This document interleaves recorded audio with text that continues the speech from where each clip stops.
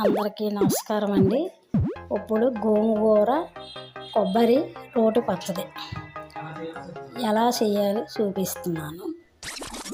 గోంగూర, టమాటాలు, పండుమిరపకాయలు, చింతపండు, ఎల్లుల్లిపాయ.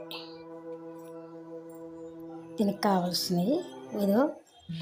ఇప్పుడు మిరపకాయలు వేపుకొని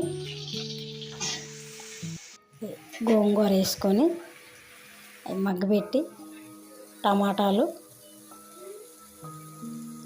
టమాటాలు వేసుకొని కొంచెం చింతపండు 5 నిమిషాలు మగ్గాలండి.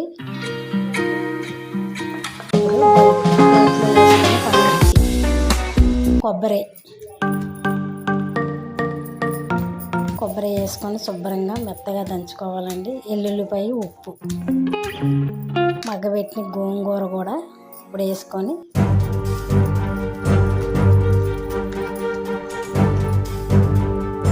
ఒక బాయిల్లో తీసుకొని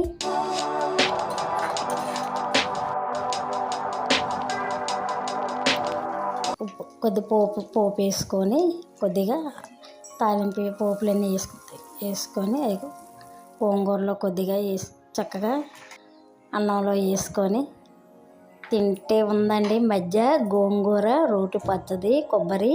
మీకు నచ్చితే